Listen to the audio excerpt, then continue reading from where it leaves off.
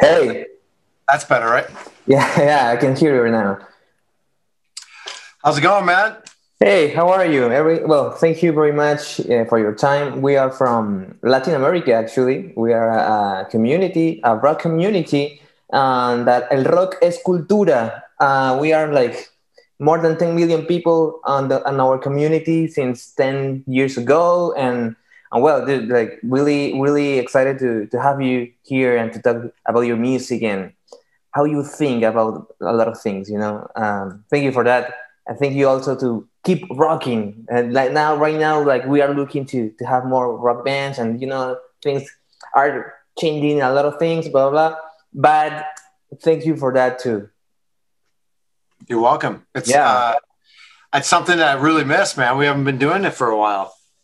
yeah. Actually, like you have like more than 20 years of career in how does it started with the changes of the names. I was reading a lot of that, and you have a lot of names, right? Like in the band, and then you had like the final name of Steel Panther, that you have to make a move there. Yeah, with our very first name was Metal Shop. Yeah. And then after that, we changed it to Danger Kitty just for like maybe 6 months. We did this commercial for a credit card company called Discover Card, and they named the band Danger Kitty. And so when that commercial came out, it aired during the Grammys. It was a very popular commercial. Yeah. Then we decided, all right, we're going to be Danger Kitty. So we were Danger Kitty for a while, and then that kind of like didn't work out for us, and we went back to Metal Shop, and then we got in a legal dispute with one of our managers and changed our name to Metal School. Oh, wow. And that's when we actually got signed to Universal's, when we were Metal School. That was 2009, something like that, 2008? No, it was 2000. Well, we started working with Universal kind of going back and forth in 2007. Oh, okay, yeah. And then we didn't fire, but we parted ways with somebody we were working with. And they were legally a part of Metal School's name. So we just changed it to Steel Panther. Wow. And once we changed the name, everything just clicked. Right when we changed it to Steel Panther, it was, I don't know. And, when we started out in a very, very small club called the Viper Room in Hollywood. It was really small. It held like 180 people, sold out, right? Yeah. And then we moved up to the Roxy after 4 years, and that holds 400. Yeah. And then we did that and sold that out. And then we moved to the Key Club, and that held 780, I think. And then we got signed, and then we kept playing, and then we started touring, and then we moved from the Key Club to the House of Blues, which holds 2,000 people. And it just kept going like this, and now we're here. Crazy. That's awesome. That's awesome, because like everything that you've been doing, and now the last year you released Fact 2020. I think that with all the bands and artists that we like have some kind of conversations, like this song Fact 2020 like actually says what we all think and feel. So but that's the kind of all the lyrics that you have in your records. Like we are from Latin America, as I told you, and we are really conservative about sex and things like that, and your lyrics are saying like the truth in some way, like chicks, they wanna fuck, and here it's like, oh no, it's the demon, and Jesus Christ is gonna punish you, so that thing is like really interesting. Have you ever been with some Latin America women before? Well, I'm half Latino and half Swedish. Wow, yeah. So yeah, my stepmom is Latino. She's from Mexico City. But I mean, as far as like having sex with Latino girls, yeah, and they are like cool or average or not so cool. There's a difference between Latino and, like, I don't know how to explain this without sounding racist, or not racist, but like, you know what I mean? Yeah. I just feel like it seems like they like to fuck more, and their vaginas get more wet. And that's kind of paradox, because what you just said, they they feel like they want more, but we are in a society that it's more punishment. Yeah, that's crazy. You know, that song "Fuck 2020." Yeah, we redid the lyrics. Satchel rewrote the lyrics, and then I re-sang it. And I just feel, I know how you relate to it. I relate to it too, because for us, we're in a heavy metal band, right? And we sing about fuck you. We're gonna do what the fuck we want, right? So this pandemic hits. And all of a sudden, people are telling me what I can and can't do. And I'm like, fuck you. But then I think, well, I have to do it. You know, it's like, this is not one of those things where you can go, hey, fuck you. I'm going to do whatever I want. I'm not wearing a mask. But still, when someone tells me, hey, put your mask on, I'm like, oh, I want to say fuck you. But I'm like, oh, shit, I forgot. Put it back on, you know? But that doesn't mean I don't want to fuck. I still want to fuck. Okay, yeah, of course. You know what I mean? Yeah. And I will wear a mask if I fuck a girl. I just won't wear a condom. One for other, yeah.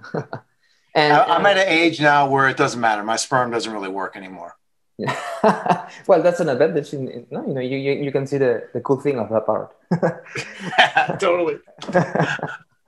And well, but have you like this last year you've been locked down in your house with kids and with your family without going on the roads? Like, how did you feel about that? Like, well, you know, it's nice to have a break because we basically have been going for 20 years straight. You know, once we got that record deal, it even got more insanely busy for us. But, you know, then once the pandemic hit, I was like, oh, I was really scared and nervous. But at the time I needed a break and it was nice. We got some time to like really actually recuperate physically. But then once that was over, it felt like, oh shit, this is what retirement feels like. Fuck this. I mean, I can't wait to go like do what I do. I mean, I love to perform. I love to perform in front of people and make them happy and watch them laugh and fucking drink beer and enjoy fucking titties and all the stuff that goes with Steel Panther. I really fucking miss. And, like, and I miss the guys. You know, I haven't seen the guys. Yeah, of course. I do have band and I miss the guys too. Like I love to record and to perform too, but to record for me is the thing that I really love to. And now here, right now I'm here in Peru, and this is fact because it's heavily locked down, and I think it's the worst place ever to be right now. But I'm here just like hang out, and I miss the guys too to record and all that thing, and that way of thinking of you, like to do what you really want. You always been like that since you were a kid, or suddenly you have this awakening moment and you say, wow, I have just one life and boom. I think it was more of like an awakening. I mean, it's pretty immature to think that you can always get what you want because you can't. Yeah. But you know, the drive came when, for me and the rest of the guys, I think when heavy metal got crushed by grunge, we were still trying to, you know, do Steel Panther stuff, and it got crushed. It was the saddest time in my heavy metal career, but it fueled me with I don't want to say anger, but it fueled me with the mission of like we want to bring heavy metal back. I mean, that was, and at whatever cost. So the record labels kept turning us down, and finally, once we started singing about how we felt, and we didn't give a fuck about what other people thought of our music, as far as like, oh, it's too dirty. Oh my God, you can't say that. Yeah. We just, you know, we thought, fuck it. We're going to do what we want and we'll put out our own record. And we did that, and it attracted a major label. And we just, when we recorded that first record, Feel the Steel, sorry about that. I remember that the record label guy, he's such a great dude. His name is Monty Lippman, right? Yeah. He signed us. He said, record whatever you want. And we're like, really? So we did. We did Asian Hooker, we did Death Album Metal, Community Property, and Fat Girl. And we sent it to him, and he's like, all right, give me more. You need like 10 more. I'm like, all right. So we just recorded the rest. And he goes, okay, is this the songs you want to put on the record? And we're like, yes. And he goes, what do you want your first single to be? And we're like, Eyes of a Panther. Because we thought, you know, it's cleaner and it's not as offensive. And he says, fuck no. Death Album Metal is the first single. We're like, fuck, really? He's like, yeah, dude. You guys want to bring heavy metal back? We're like, fuck yeah, we do. Let's go. And, you know, that was the best He's the best dude. He's responsible for bringing us where we're at right now. And do you have still contact with him? Say again? Do you have contact with him, like still? Yeah. We don't necessarily work together anymore because he's on a major label, and we decided, that we wanted to make more money. So we said, "Can we please take our band and be our own label?" He's like, "Dude, do whatever you need to do. I love you guys." Wow. But we exchange Christmas cards every year, and he's helped us in many ways. The whole label has helped us still to this day. Yeah. Actually, I was reading that you are supporting the concert photographers, right? Yeah. That's awesome, dude. Like, how's that going? Like, is this already started, I think? Yeah, we started our first week. It went really well. And the idea behind it is not only to help the photographers, but to also uncover a lot of images that people never get to see. Yeah. It's a win-win for everybody. We get to, help those guys out. They're not shooting heavy metal shows or rock shows or any shows for that matter, and very little sports because there's a limited space for sports events. So not as many photographers are getting in and getting work. So, it's a nice way to give back and to also, people don't realize the people that are in that pit shooting the show, sometimes they can be in your way, but man, they are what you're seeing. They take the picture and they, sell the image, hopefully. And it gets in all types of publications and on the internet, and it helps, spread the word of Steel Panther.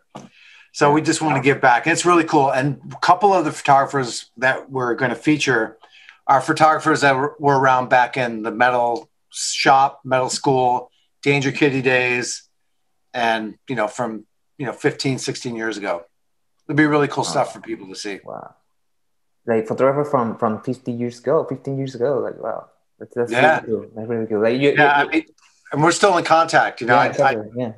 There's one chick, her name is Pam, and she used to just bring like a regular camera, but she'd get there. Our show started at like 11:30 at night, midnight. She would get there at 6 o'clock, 6:30 when doors would open, get in the front row, and she's a big woman. She's like she's very tall, very big, like football player, American football player. The fat girl. Yeah, she's very fat. Yeah, and she's like she'd always take pictures of Lexi because she was in love with Lexi. So she would stand right in front of Lexi, take pictures, but she would always email me the pictures. And really? So anyways, we decided to feature her shots. Her name is Pam. And then we have another guy. His name is Charlie Steffens. And he was like the band photographer for maybe 5 years. And he was backstage all the time. He got a lot of shots that obviously can't show any of those at this point, but he got some really cool live shots that are pretty rad. And those shots like aren't going never to see the light? Well, it's just hard because we have to get consent from the girls that are in the shot, and we don't know who the fuck they are. Maybe just like blurry and yeah, maybe blur them out. Yeah, but they're hot. Yeah. Well, that actually this year is gonna be kind of different from the last year because you released your last album in 2019, but you didn't have too much space to promote it and to play. Not really. Yeah, we're kind of stuck. Like I guess we have a couple shows coming up, and we're just still going to call it the Heavy Metal Rules Tour because we really never got a chance to complete the process. Yeah, of course. However, we just started working on new music, and we're in production mode right now where we're going through the songs and working on them. And it's really exciting, man. It's going to be great. A great new collection of songs for Steel Panther fans to hear. And we're hoping to release it in the fall of this year. So that's the goal. Nothing's set in stone, but that's what we're shooting for. Because you never know what's going to happen. We can get shut down tomorrow. And exactly. Yeah. It happened to me actually. Like we were about to record. We hired everyone, and suddenly last week we are locked down again for 2 weeks, and they said 2 weeks. It's gonna be like 1 month or two actually. So like, Oh we God, don't know. they did that to us at Thanksgiving. That's when we got locked down in Los Angeles. Thanksgiving, wow. Thanksgiving. So we've been locked down since November 15th. Yeah. And we just went to another phase where they opened up outdoor dining, so people can, get their hair cut, do outdoor dining, get your nails done, that kind of stuff. No movie theaters. No, other than that, it still sucks. Yeah. Well, well, actually, you will have this kind of new record and the middle approx on this year. That's the goal. And are you going to record it like digitally, like? No. You're going to regroup. We'll be together. Yeah. Oh, okay. Yeah, absolutely. That's one of the things that it's really important to us to be together in a studio with our producer and record the songs the right way. I mean, we could do it electronically through email, and that's the way we do the demo process. Satchel writes the songs, and he'll send us the demos in Dropbox or something, and then we download them and start working on them. And but once we're finished working on them and working out the different parts and all of what it takes to get the song where we want it, then we all have to get together and get in the studio and work together. Especially when I'm doing vocals, man. Everybody's there when I'm doing vocals. Usually we can do it with somebody online, like Zoom or whatever. Yeah. But everyone's there, and we go through every lyric, every melody line, and we make sure it's right. It's important. And you always knew like that you want to be a singer, at least not like to be in a rock band, like the other question, but like just because you sing really high, I did. Power. I really wanted to sing. I have two daughters. One's 30 and the other one is 11, and they both sing. My oldest daughter, she didn't want to do music. She was just like, I'm not into it. I don't want to do that path. I'm like, all right, cool. But my youngest daughter, she's been singing since she's like 4, like just all the time.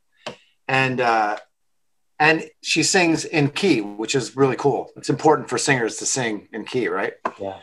But yeah, for me, I feel the same. Like I see my daughter singing, and I remember when I was younger, that's what I did. I sang with the radio with all the songs that were on at the time back in 1940. And fuck, man, I've always loved to sing. And I was in school, and I remember that I was singing in class and in the music class, and the teacher was my music teacher was really interested in helping develop my singing voice and all that. And I took piano lessons from her. And I think maybe I was 10 or so, and she'd come over and give me piano lessons. And I'm not, this is not to be funny. This is the fucking truth. All right. She had killer titties. Right. And she was like, I had a crush on her. So I was down to learn how to play piano, and I couldn't read the notes, but I could figure out what she wanted me to play, and I would just learn it by ear. And then when I was done, she'd give me a hug, and I get to nuzzle up next to her titties. I'm like, damn, this is fucking, if I play good, sing good, I get titties. And I think that's translated throughout my rest of my career. That's like a Buddha rock phrase, Yeah, man. It's like how you train a dog. Come here. You want some pussy? Exactly. No, well, yeah, actually, that happened, and that happened all the time with you. I think, like with the band, like with everything that you just said. Like I have like I have like. Oh wait, I gotta do a promo. You ready? Monster. Oh wow, Monster! Yeah. How was that? Do you like it, the Monster?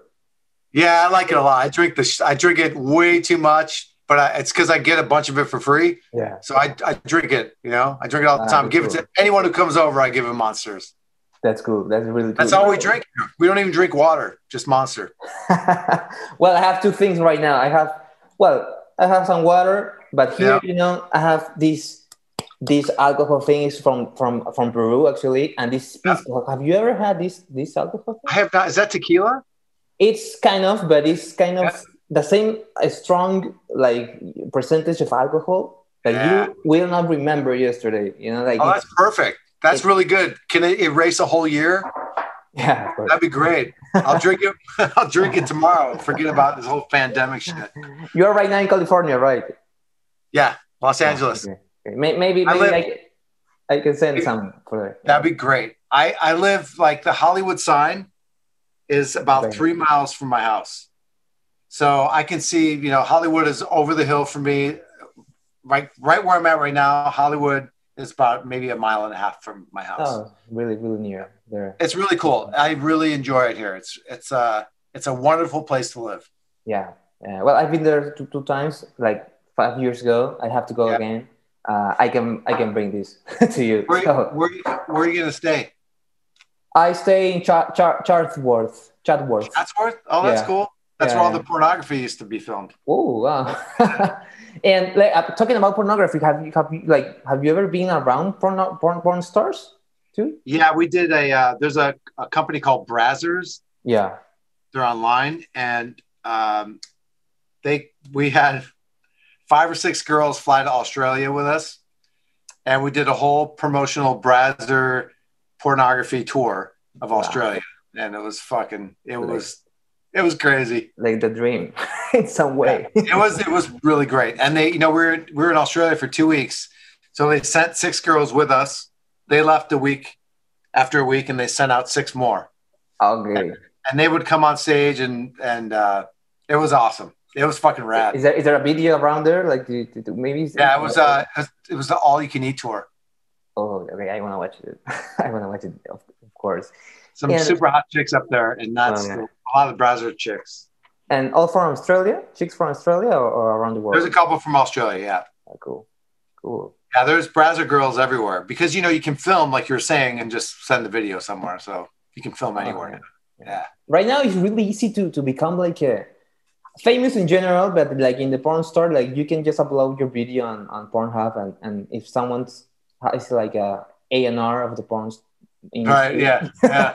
You can be just like opening your OnlyFans account and boom. Yeah, we were going to do a record deal with a porn company. I fucking can't remember the name. Yeah, it will come to me though.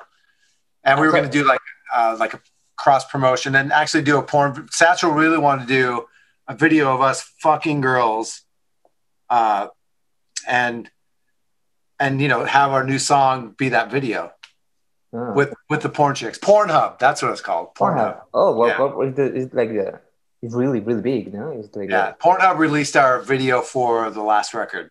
Not Heavy Metal Rules, but Lower the Bar. Yeah, Lower the Bar. Yeah. Well, actually, I think Pornhub have like is inside the 10 more visited sites in the world, like Google, Facebook, right? Pornhub. Yeah, that's honesty, and your lyrics tells like what is happening in the world. You know, like it's nothing. Yeah, you know, you mentioned that earlier, and that's what our songs are for. Yeah, our songs are for, you know, people think about, you know, fucking an Asian hooker, or people think about getting her, you know, you think about this, what we're talking about and singing about. People think about, and we express it for them, you know, instead of like trying to cover it up and make it nice. We just fucking say it the way it is, man. Yeah. I think maybe to honesty, it like hurts sometimes, because if I show this to my mother, for example, she's gonna be like, "Woo, it's too bad," you know. However, like, but I think everybody thinks about this. So like, okay, just like chill out, you know, about it, and it's funny, you know. In some ways, it's kind of funny. No. It's okay. The thing I think that is really important for Steel Panther is to remain. The songs are, in my opinion, are fucking really good, musicianship wise. It's unfair, yeah. We're not fucking around. It's really important to us to make the songs great and play them great, record them great, and then when we go play live, it's really important for us. We take it very seriously. Yeah. It's not like, oh fuck, nobody will notice. We'll just fuck off.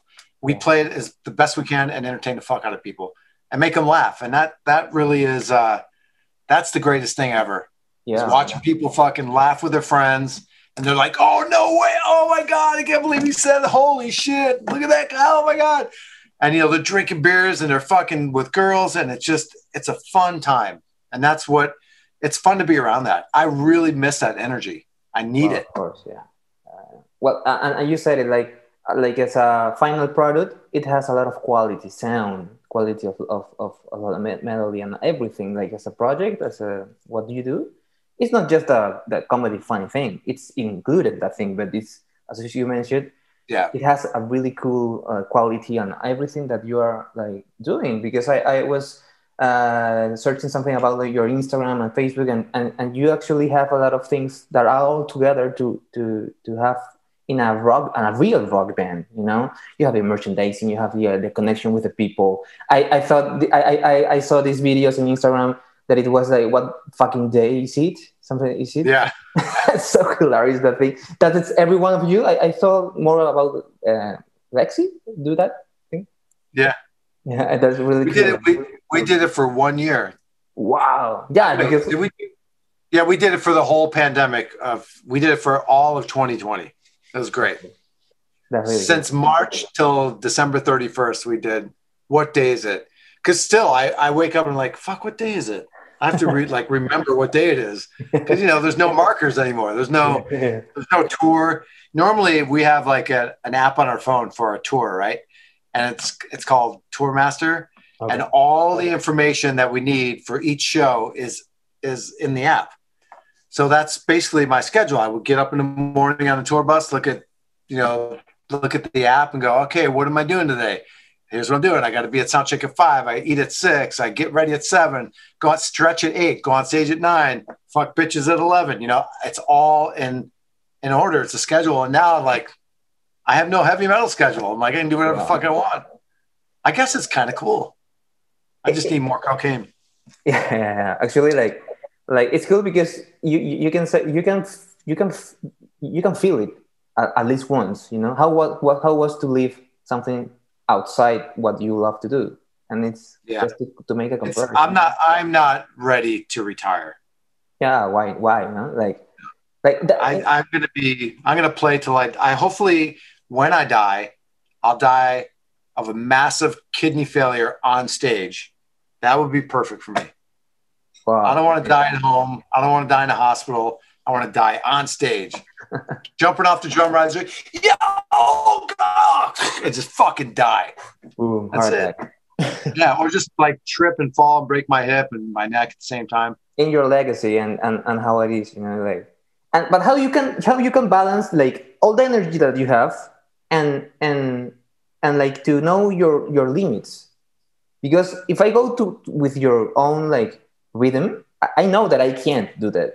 Not because I feel that it's not good or bad or whatever. No, I know already that I don't have the energy, and I do a sports. So, like, how you do it? Like, do you have a health kind of strategy or tips to keep? Yeah.